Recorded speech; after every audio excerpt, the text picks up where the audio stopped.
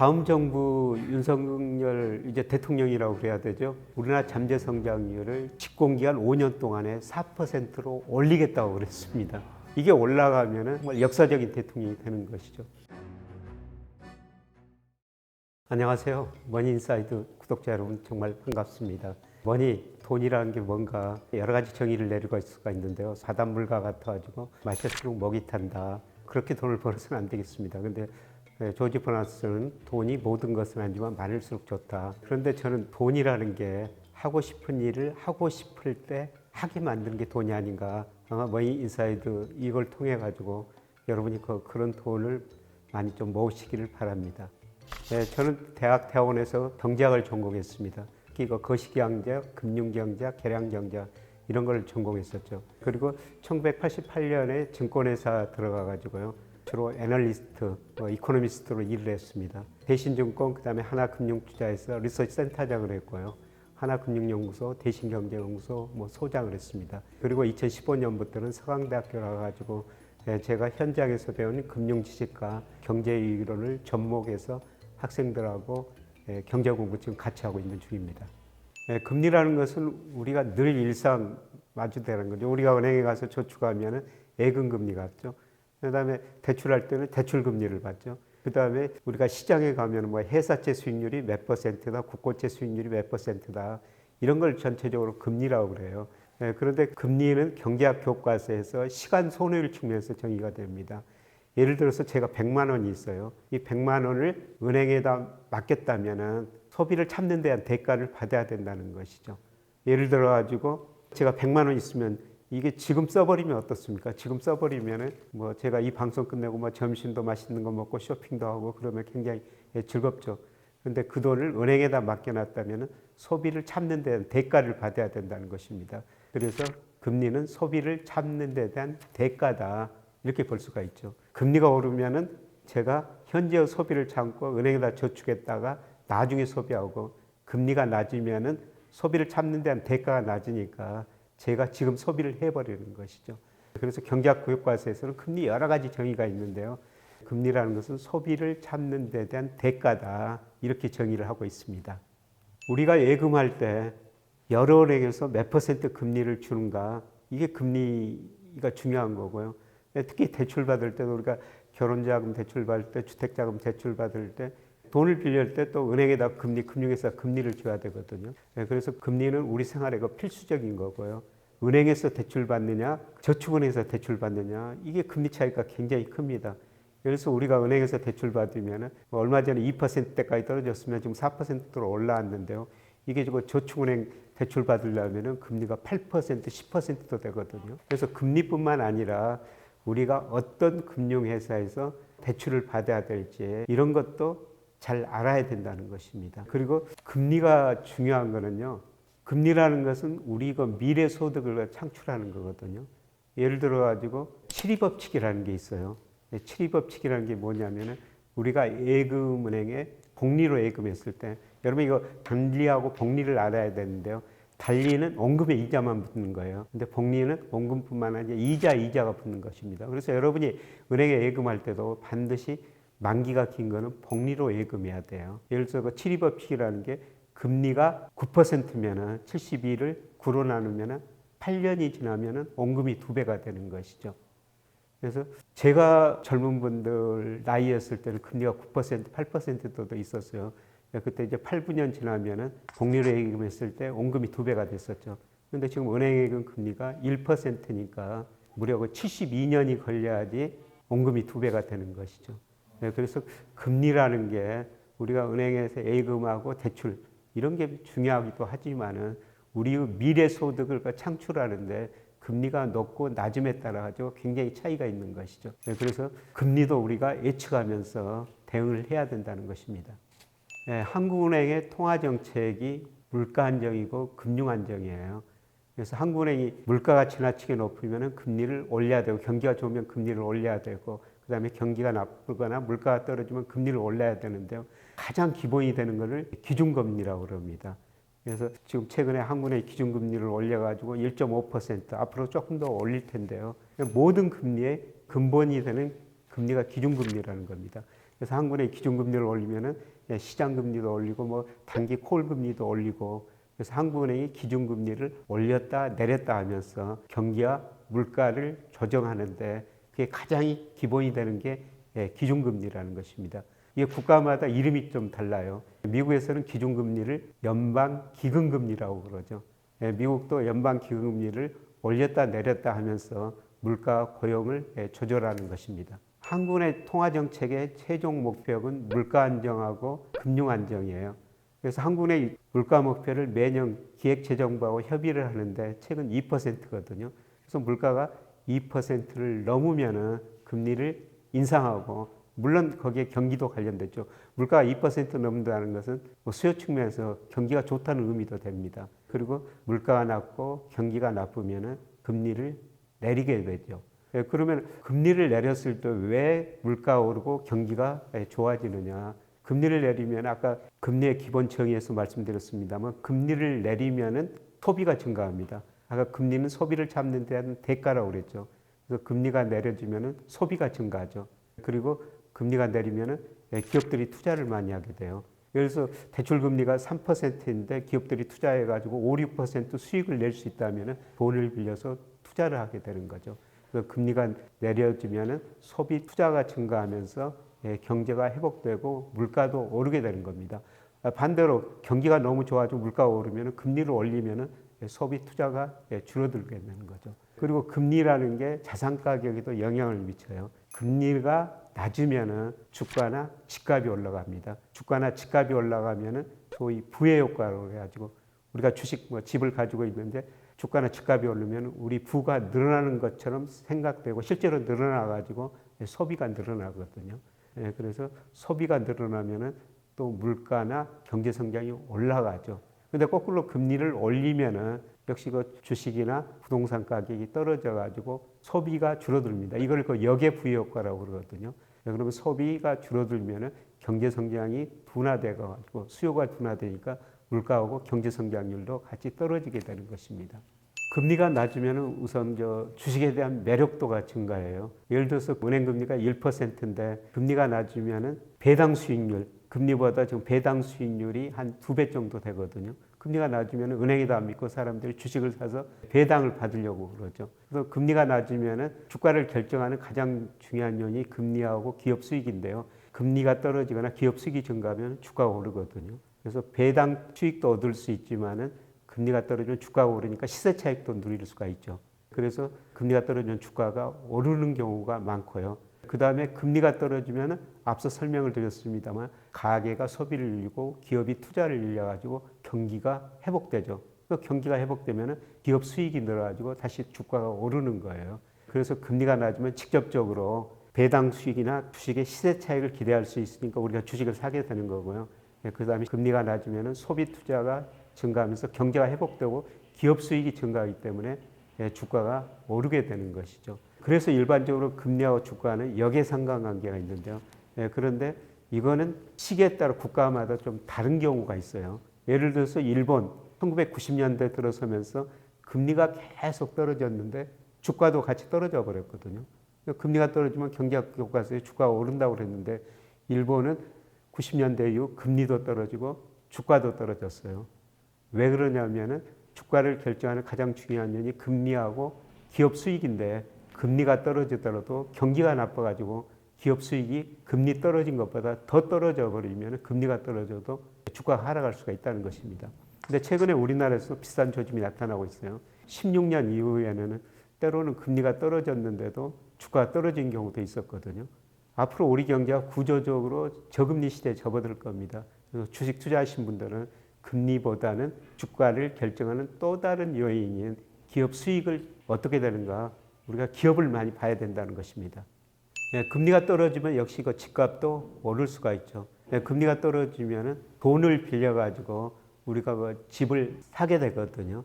그래서 금리가 떨어지면 역시 그 돈을 빌려가지고 우리가 그 갚을 여력이 있기 때문에 집을 사게 되고요. 그 다음에 앞서 말씀드렸습니다. 금리가 떨어지면 결국 소비 투자가 증가하면서 경기가 회복되고 우리 일자리가 많이 늘어나죠. 우리 월급이 오르게 됩니다.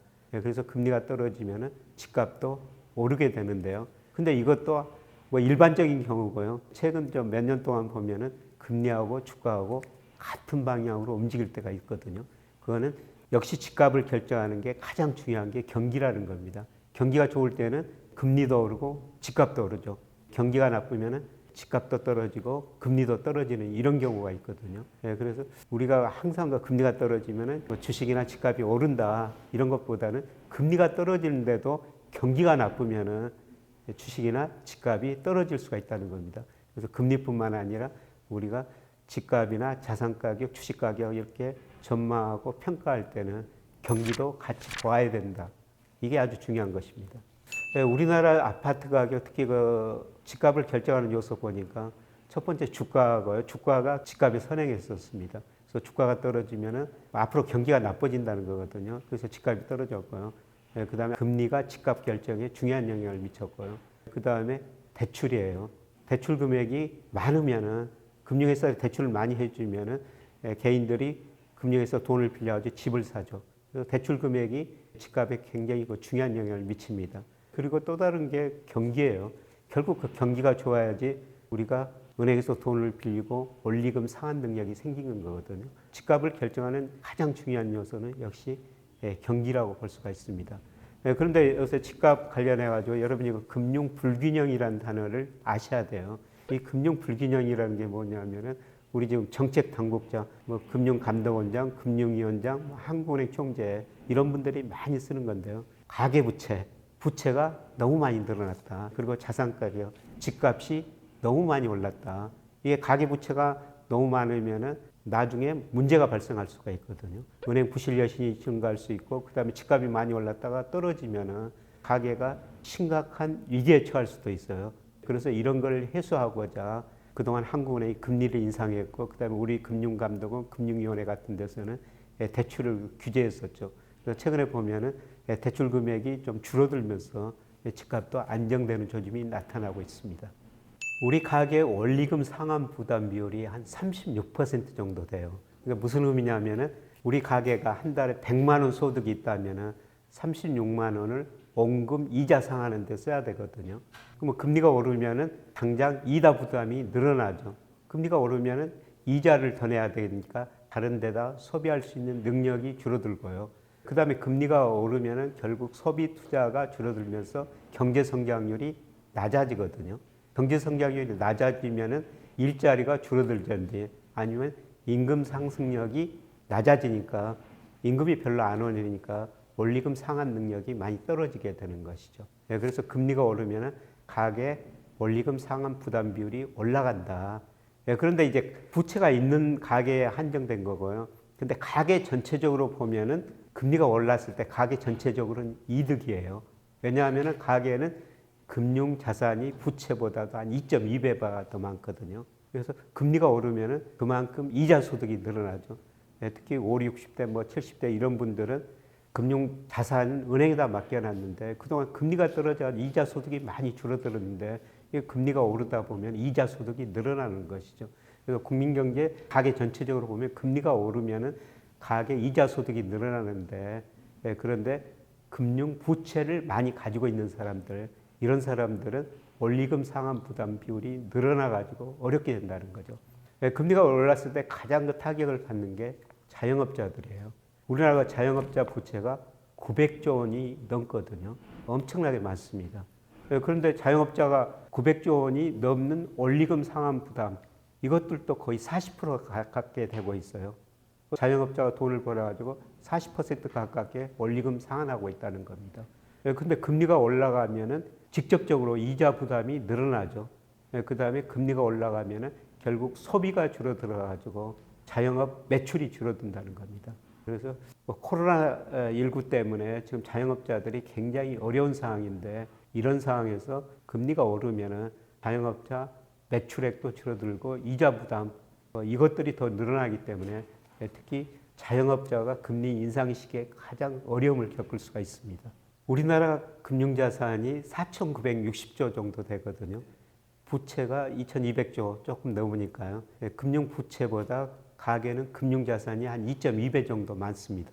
그래서 가계 전체적으로 보면은 금리가 오르면은 가계 전체는 이자 소득이 늘어나기 때문에 오히려 가계 전체적으로는 좋은 거예요. 금리가 오르면은 사실 기업은 상대적으로 어렵습니다. 기업은 금융회사에서 돈을 빌려가지고 투자하는 데거든요. 그래서 금리가 오르면은 기업의 이자 부담은 올라가죠. 사실 그동안 금리가 많이 떨어져가지고요. 가계 이자 소득은 줄어들고 이자 부담은 줄어든 거예요. 그래서 금리가 떨어지면서 국민경제 전체적으로 보면 가계는 상대적으로 손해, 기업은 이득을 본 거죠. 금리가 오르니까 가계 전체적으로는 이자 소득이 올라가서 이익이 되는 거고요. 그 다음에 기업 측면에서 보면 이자 부담이 올라가니까 그만큼 기업 이익은 줄어들 수밖에 없는 것이죠. 그런데 최근에 우리 기업에 문제가 되는 건요. 최근에 우리나라 한국은행에서 2,500개 정도 기업을 대상으로 한번 조사해 봤는데 거의 39%가 이자 보상 비율이 1 미만입니다. 이 의미는 뭐냐면은 이자 보상 비율이 1이라는 것은 기업들이 영업이익을 내 가지고 이자를 갚았을 때 1이라는 것입니다. 근데 이자 보상 비율이 1 미만이라는 것은 우리나라 기업들 39%가 1년간 영업이익을 내 가지고 이자도 못 갚는다는 것이죠. 이런 상황에서 금리가 오르면은 중소기업 영세 상공인 해당됩니다만 이런 기업들은 더 어려워질 수밖에 없습니다. 잠재 성장률이라는 것은 한마디로 우리 경제가 성장할 수 있는 능력이에요. 잠재 성장 수요 측면에서 인플레이션을 유발하지 않고 성장할 수 있는 능력 혹은 노동, 자원, 생산성을 고려했을 때 우리 경제가 성장할 수 있는 능력 이게 이제 잠재 성장률이라고 그럽니다. 그런데 우리나라 잠재 성장률이 계속 떨어지고 있어요. 예를 들어서 우리나라가 역대 대통령 집권기간 연평균 경제 성장률 보면은 박정희 전 대통령 10% 했는데 IMF 경제위기 겪으면서 김대중 정부 때 5% 떨어졌고요. 그 다음에 문재인 정부 때 2.3%입니다. 이렇게 잠재 성장률이 계속 떨어지는 이유는 여러 가지 이유가 있습니다만 주로 노동이 감소하기 때문이죠. 특히 일할 수 있는 인구를 15세에서 64세 인구, 노동 가능 인구라고 그러는데요. 이 인구가 2020년부터 계속 줄어들고 있어요. 그래서 노동이 줄어들기 때문에 잠재 성장이 떨어진 거고요. 그 다음에 우리 기업들이 그동안 많이 투자를 했기 때문에 자본 스탁을 이미 많이 축적했기 때문에 그렇게 투자가 많이 안 늘어납니다. 그러니까 잠재 성장이 올라가려면 이 생산성이라는 게 개선돼야 되는데요. 생산성이라는 게 하루아침에 늘어날 수 있는 일이 아니죠. 그래서 우리 잠재 성장률이 최근에 추정해 보니까 올해부터 2%야 역사상 처음으로 1.9%로 떨어지고 있어요. 그래서 우리 잠재 성장률이 계속 하락한 게 문제인데요. 예를 들어 가지고 우리가 1980년대부터 2009년 글로벌 금융위기 때는 우리 경제가 연평균 7% 굉장히 높은 성장을 했어요. 이때 세계 경제가 평균 3.4% 성장했거든요. 그런데 2010년부터 2021년 작년까지는 우리 연평균 성장률이 3.0%, 세계 평균 3.3%보다 더 낮아졌습니다. IMF가 최근에 2022년, 2023년 올해 내년 경제 전망을 했는데요. 우리 경제가 앞으로 2년 동안 평균 성장률이 2.7%라는 겁니다. 근데 선진국이 2.9%예요. 우리 잠재 성장률이 선진국보다 낮아지고 있다는 겁니다. 이 잠재 성장률이 하락하면은 금리가 떨어질 수밖에 없어요. 우리가 시장에서 관찰하는 금리는 명목금리라고 그럽니다. 지금 10년 국채 수익률이 3.3%다. 이거는 더 명목금리거든요. 명목금리는 실질금리 플러스 물가상승률이에요.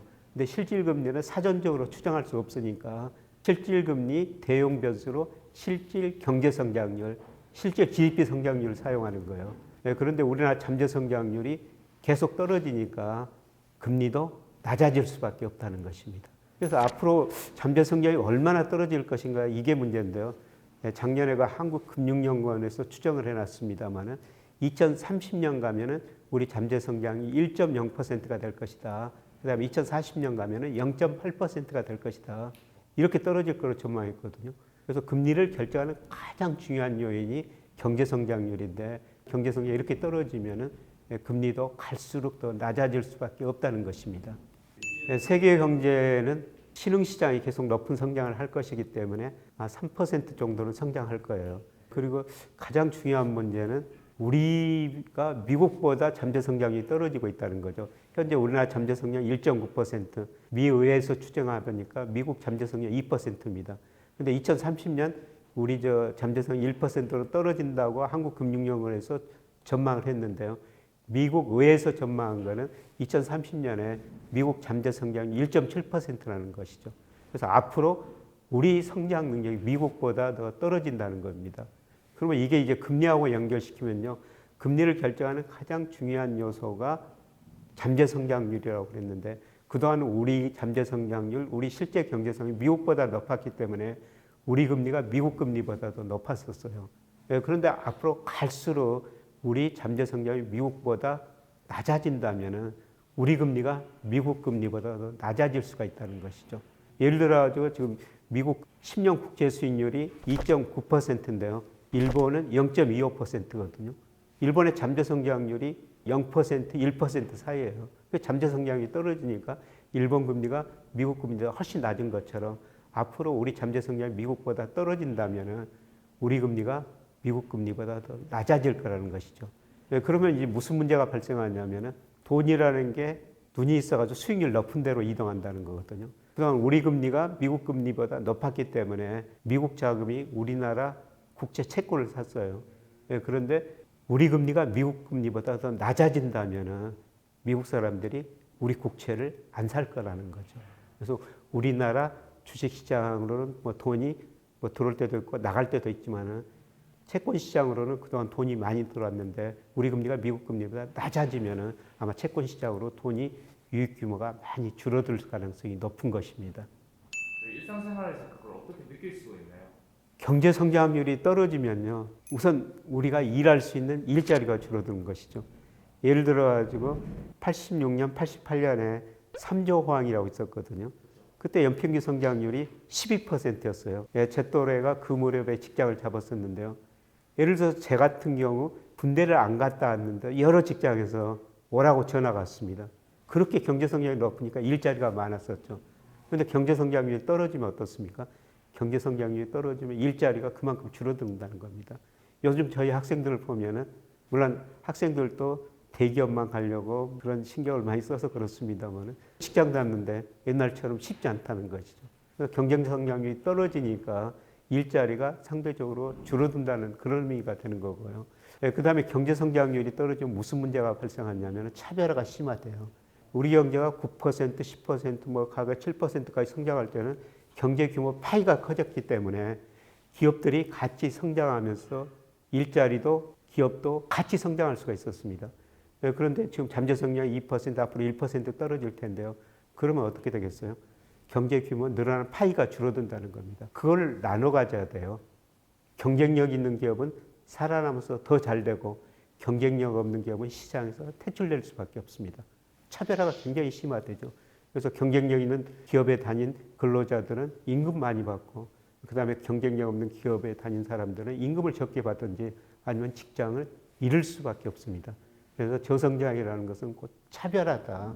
이거는 그 자본주의 사회의 모순이라고 그러죠. 그래서 요새 그 일부 그 경제학자들이 축출 자본주의라고 그럽니다. 그러니까 경쟁력 있는 것은 살아남고 경쟁력 없는 것은 퇴출돼가지고 너무나 차별화가 심화되더라. 소득 격차가 심화되더라. 그래서 포용 자본주의로 가야 된다. 그래서 우리 저 문재인 정부도 경제정책 최우선 목표를 포용 성장을 내세웠거든요. 나누고 살자는 것이죠. 그런데 이거는 자본주의 자체의 문제니까요. 사회 체제가 변하지 않는 한 쉽게 해결되지는 않을 것입니다.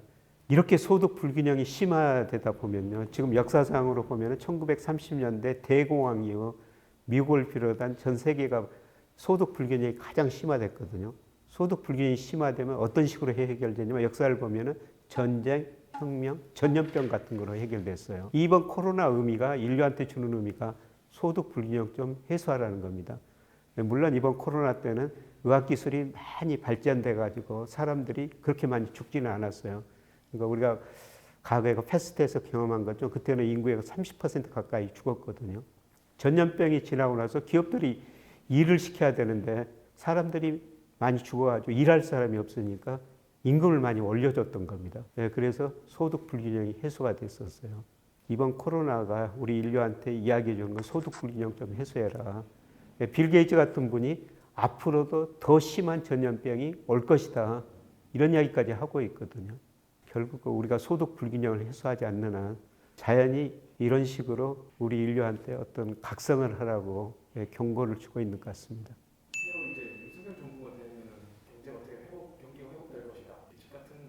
다음 정부 윤석열 이제 대통령이라고 그래야 되죠. 이분이 그 대선거 토론회 때 우리나라 잠재 성장률을 집권기간 5년 동안에 4%로 올리겠다고 그랬습니다. 그러면 역사적인 대통령이 되는 거죠. 우리 대통령이 바뀔 때마다 경제 성장률이 계단식으로 떨어졌는데 이게 올라가면은 정말 역사적인 대통령이 되는 것이죠. 예, 기적 같은 일이죠. 그런데 잠재 성장률이 올라가려면 인구가 늘어나야 되는데 노동 가능 인구가 늘어나야 되는데 이거는 이미 주어졌거든요.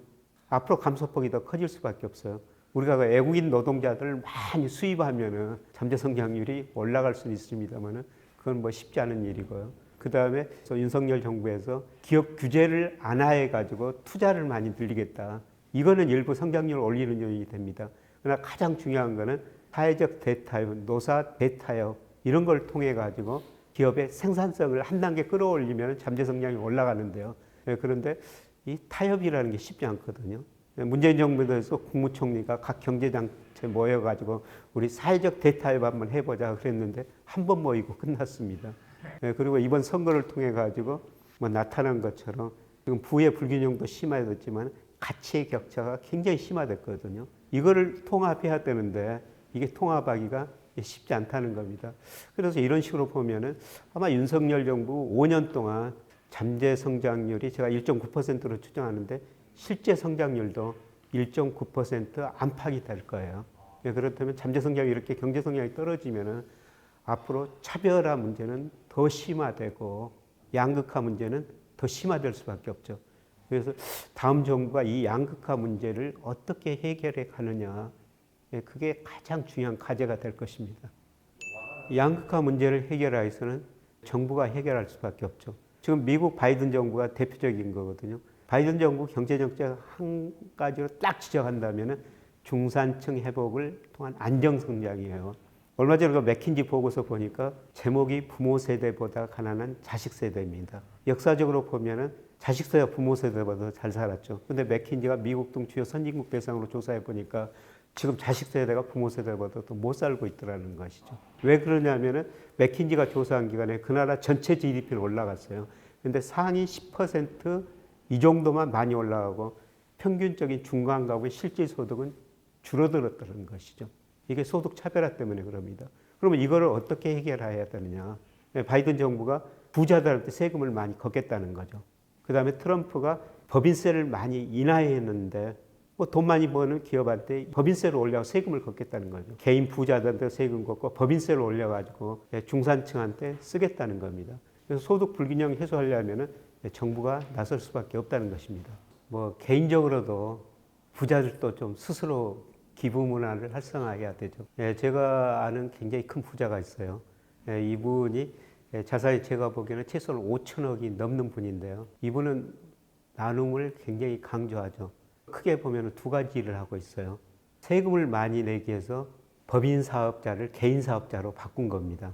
법인으로 하면은 법인세가 한 22% 정도밖에 안 되네요. 근데 개인 사업자라면 최대 그 49%까지 세금을 냅니다. 세금을 많이 내기 위해서 법인을 개인 사업자로 바꾼 거고요. 그 다음에 장학재단을 만들었어요. 매년 고등학생들 한 10명, 뭐 15명 이렇게 뽑아가지고 대학 4년 등록금을 제공해주고 또 매월 그 용돈까지 한 70만 원씩 주고 있습니다. 그리고 사회의인상, 뭐 봉사상 이런 걸 만들어가지고 1년에 5억 원 정도 쓰고 있거든요.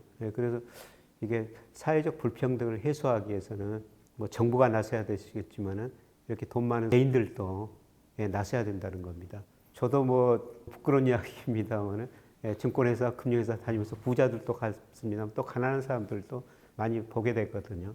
소득 불균형이 너무 심화됐다. 그런 의미에서 저도 책을 그동안 한 13권 정도 썼습니다만은 전부 기부하고 있고요. 그다음에 매달 여러 군데다가 큰 돈이 아니지만 조금씩 자동이체 시키고 있습니다. 그래서 소득 불균형을 해소하기 위해서는 우선은 정부가 나서야 되지만은 개인들도 좀 나눔 생활을 일상화해야 된다는 것입니다. 금리가 최근에 많이 올랐는데요. 장기적으로는 중장기적으로 금리가 떨어질 가능성이 높습니다. 앞서 금리를 결정하는 가장 중요한 요소가 잠재 성장률이라고 그러는데요. 우리 잠재 성장률이 지금 1.9%고 갈수록 1%대, 0%대 접어든다고 그랬죠. 잠재 성장이 떨어지면 금리가 떨어질 수밖에 없고요. 그리고 돈의 수급 측면에서 보면은 우리가 돈이 남아도는 경제예요. 97년 외환위기 때는 우리 기업들이 투자를 많이 해가지고 투자가 저축보다 많았어요. 투자는 돈의 수요고 저축에는 돈의 공급이거든요. 97년 외환위기 전에는 투자가 저축보다 많아가지고 돈이 부족했었죠. 근데 97년 외환위기 이후 기업들이 투자를 상대적으로 많이 줄인 거거든요. 그러다 보니까 우리 경제 저축이 투자보다 많습니다. 돈이 남아도는 경제예요. 물론 차별화는 됐지만 작년 12월 말에 이제 우리 기업들이 가지고 있는 현금성 자산이 무려 949조 원이나 됩니다. 그래서 제가 서울대 CF 과정 뭐 이런 데 강의 나가면요. 물론 그 좋은 기업 CF들입니다만 이 CF들이 하는 이야기가 돈의 조달, 빌리는 것도 중요하지만 그 949조를 어떻게 운영할까 이걸 고민하고 있다는 것이죠. 그래서 요새 저 은행 지점장들, 일부 지점장들 이야기입니다. 97년 외환위기 때는 돈이 부족했기 때문에 기업하시는 분들이 와가지고 은행 지점장들한테 돈 좀 빌려달라 고개 숙였다는 겁니다. 근데 지금은 은행 돈이 남아도니까 은행 지점장들이 오히려 기업 찾아다니면서 우리 은행 돈 좀 써주세요. 이게 고개 숙이고 다닌다는 것입니다. 그리고 이제 가장 중요한 변화 중에 하나인데요. 가계 전체적으로 보면은 자금 잉여 주체라고 그래요. 가계는 전체적으로 금융회사에 저축한 돈이 빌려 쓴 돈만 많죠. 기업은 자금 부족 주체라고 그래요. 기업은 돈 빌려 투자한 데거든요. 근데 기업들이 앞서 말씀드렸습니다만은 과거보다 투자를 상대적으로 줄이고 현금을 많이 가지고 있기 때문에 은행에서 돈을 덜 빌려 쓴다는 겁니다. 우리가 은행에다 돈을 맡기면 은행은 대출 아니면 유가증권 투자를 하거든요. 근데 가계는 저축의 주체. 기업들이 돈을 덜 쓰니까 대출이 상대적으로 줄어들죠. 그러면은 은행은 기업들이 돈을 안 갖다니까 그 돈을 가지고 유가증권 투자를 할 수밖에 없습니다. 그래서 은행은 위험하다고 주식은 안 사요. 채권만 많이 사게 되거든요. 그래서 은행이 계속 채권을 사면서 채권 수요가 늘어나면서 채권 가격이 올라가고 금리는 떨어지게 됩니다. 그래서 최근에 금리가 많이 올랐습니다만 아마 내년 상반기부터 빠르면 올 하반기부터 장기 금리는 먼저 떨어질 수가 있는데요. 내년부터 계속 장기적으로 금리는 하락하는 추세가 지속될 것입니다. 그래서 최근 금리 상승은 장기적으로 하락하는데 하락 추세에서 일시적인 상승이고 조만간 다시 하락 추세로 접어들 가능성이 높다 이렇게 볼 수가 있는 것이죠. 우리 경제가 구조적으로 저성장 저금리 시대에 접어든 겁니다. 앞서 말씀드렸습니다. 우리나라 잠재 성장률 시간이 갈수록 1%, 0% 접근하는 과정이고요. 저성장하기 때문에 금리도 낮을 수밖에 없습니다. 저성장 저금리 시대 때는 우리가 일하면서 근로소득 얻는 게 굉장히 중요하다는 겁니다. 제 이야기를 한번 해보겠습니다. 제가 2013년 3월에 하던 회사 팔았어요. 그래서 투자 자금이 좀 돈이 좀 들어왔는데 생명보험회사 그 부사장이 제 가까운 지인이었는데 저한테 즉시연금을 하나 가입하라는 것입니다. 그래서 그 당시 즉시연금 2억 원을 가입했었죠.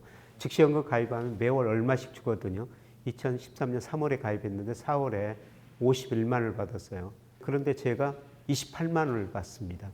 왜 51만 원, 28만 원으로 줄어들었겠어요? 보험회사는 주로 상품을 채권을 운영하거든요. 물론 주식 부동산도 아닙니다만 주로 채권을 운영하는데 금리가 그만큼 떨어졌기 때문에 이게 계속 떨어졌던 거죠. 앞으로도 떨어질 겁니다. 근데 무슨 의미예요? 제가 지금 어떤 일을 해가지고 한 달에 30만 원 벌면은 금융자산 2억 가지고 있는 거나 똑같은 현금 흐름이다. 그래서 우리가 이런 저성장 저금리 시대는 일하면서 근로소득 얻는 게 정말 중요하다는 겁니다. 얼마 전에 일본 금융그룹 회장 강의를 한번 들었었어요. 일본이 우리보다 저성장 저금리 시대 면적 겪었죠. 일본 사람들이 저금리 저성장 시대 대처법은 두 가지라는 겁니다. 불행한 일이지만 늙어 죽기 전까지 일해라. 아마 우리 젊은 분들은 100세까지 일하셔야 될 거예요. 그다음에 두 번째, 음식 가리지 말고 아무거나 잘 먹어라. 100세까지 일을 하려면 건강해야 된다는 것이죠. 그래서 우선은 이런 저성장 저금리 시대 때는 근로소득이 정말 중요합니다. 여러분이 회사 다니면서 300만 원, 500만 원, 월급을 받는다. 1000만 원도 받는다. 그러지만은 예를 들어 300만 원 받으면 30억, 500만 원 받으면 50억, 1000만 원 받으면 100억 금융자산 가지고 있는 거나 똑같은 현금 흐름이라는 것입니다. 그래서 이런 저성장 저금리 시대 때는 일하면서 근로소득 얻는 게 가장 중요하다는 거죠. 그러려면 직장을 오래 다녀야 된다는 겁니다. 그러나 직장이라는 게 영구적인 건 아니거든요. 그거는 언젠가는 그만둬야 돼요.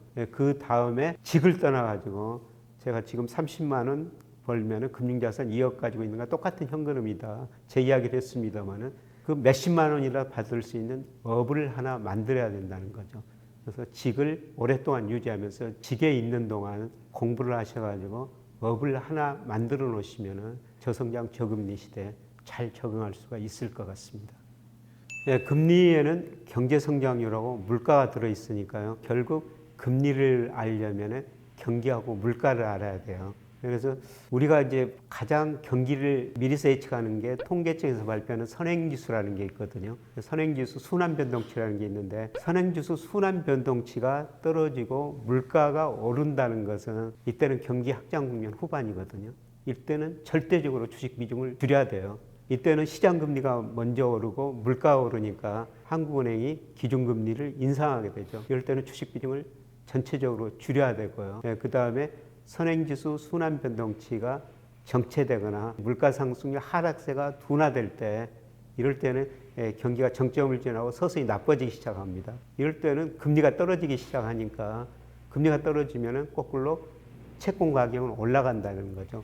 이럴 때는 채권 투자 비중을 늘려야 됩니다. 그리고 이제 경기가 한참 나빠지고 그 다음에 물가도 더 떨어지거든요. 그리고 선행지수가 먼저 올라가고 그 다음에 시차를 두고 물가도 좀 올라가고 시장금리가 떨어지다가 다시 올라가게 돼요. 이럴 때는 그 주식 비중을 적극적으로 늘려야 된다는 겁니다. 그러면 지금 이런 경기 국면으로 봤을 때 어느 국면에 해당되는가?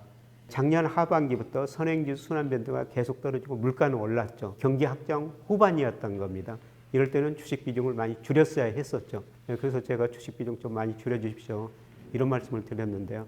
지금은 경기가 정점을 치고 서서히 둔화되는 국면이고 그 다음에 물가 상승률도 조금 낮아지는 국면이에요. 이런 국면에서는 금리, 채권 수익률이 떨어집니다. 이런 국면에서는 채권 투자 비중을 어느 정도 늘려야 됩니다. 그리고 아마 저는 내년 상반기 말쯤 하반기쯤이라고 보고 있는데요. 그때는 이제 선행지수가 다시 오르고 금리가 떨어졌다가 초기에 물가가 약간 오르면서 금리도 반등할 수가 있거든요. 그래서 이 시점에서는 주식 투자를 적극적으로 늘려야 되는데 지금은 주식 투자 비중은 그렇게 늘리는 시기가 아니고 채권 투자를 많이 늘리는 시기라고 볼 수가 있습니다.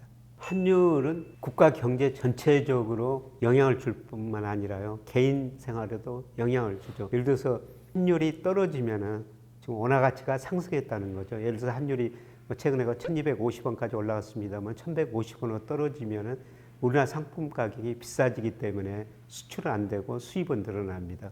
환율이 떨어지면은 우리가 외국 물건을 싸게 살 수 있기 때문에 물가는 안정되죠. 그래서 환율이 국가 전체 경상수지나 그 다음에 기업에 중요한 영향을 미치고요. 우리 개인 생활에도 중요한 영향을 미치죠. 단적으로 환율이 떨어지면 우리가 지금 코로나 진정되고 앞으로 해외여행을 갈 텐데요. 환율이 떨어지면 우리 돈 가치가 올라가는 것이기 때문에 해외여행을 싸게 할 수 있죠. 그 다음에 정말 중요한 게 우리 해외 투자예요. 작년 하반기 우리 주가는 조정받고 미국 주가는 올랐기 때문에 많은 사람들이 서학개미라 해가지고 미국 주식을 샀지 않습니까? 미국 주식을 샀는데 환율이 올라가 버리면은 나중에 다시 원화로 바꿔야 되는데 손을 보죠. 근데 환율이 떨어지면은 또 이익을 보게 되는 것입니다. 그래서 우리가 해외 주식 투자를 할 수밖에 없는데 일본의 아타나베 부인이라고 그러죠. 일본 사람들이 해외에서 들어온 돈이 많고 금리가 낮으니까 돈을 빌려가지고 해외 주식 투자를 했거든요. 지금 우리도 경상수지 흑자나고 우리 금리가 낮으니까 우리가 돈 빌려가지고 미국 주식 같은 거 살 수가 있거든요. 근데 이게 환율이 올라가느냐 떨어지느냐에 따라 가지고 굉장히 큰 차이가 있죠. 그리고 환율이 주식시장에 특별히 중요한 거는요. 외국인들이 우리 주식을 사고 팔 때 장기적으로는 한국의 경제 성장이 어떠느냐, 한국의 기업이익이 어떠느냐 이걸 보지만 단기적으로 가장 중요한 게 환율이에요. 최근에 외국인들이 우리 주식을 많이 팔았지 않습니까? 가장 중요한 이유이 한국의 환율이 오를 것이다. 한국의 돈 가치가 떨어질 것이다. 이렇게 기대한 거죠. 그래서 환율이 1150원에서 최근에 1250원도 일시적으로 넘었습니다만 외국인들이 이렇게 환율이 올라갈 것이다. 한국의 돈 가치가 떨어질 것이다. 그래서 한국 주식을 판 거죠. 그런데 이 시점에서 앞으로 환율이 어떻게 될 것인가 굉장히 중요한 문제인데요. 우리나라 원달러 환율을 결정하는 게 미국의 달러 지수예요. 최근에 미국 금리를 올리고 그 다음에 러시아 우크라이나 전쟁 때문에 글로벌 금융시장이 불안하면 달러가 안전자산이다. 그래서 달러가 오르면서 원화 가치가 떨어졌죠. 즉 환율이 올랐죠. 예, 그런데 제가 장기적으로 보면은 미국 부채가 너무 많아요. 그래서 장기적으로 보면 달러 가치가 떨어지니까 앞으로 환율이 떨어질 것 같다. 그러면은 외국인들이 우리 주식을 사게 되는 것이죠. 그래서 저는 1250원이 넘는 환율에서는 외국인들이 우리 주식을 아마 덜 팔고 앞으로 환율이 떨어질 것이다. 이렇게 기대하는 외국인들이 있을 거라고 보고 있습니다. 그렇게 된다면 외국인들이 그동안 우리 주식을 많이 팔았는데 환율 보면은 앞으로 외국인들이 우리 주식을 살 수도 있다. 이런 것 전망을 해볼 수도 있는 것이죠. 환율이라는 것은 한마디로 돈의 교환 비율이죠. 그래서 대부분 미 달러로 표시되거든요. 1달러당 우리 1200, 최근에 50원. 이렇게 돈의 교환 비율입니다.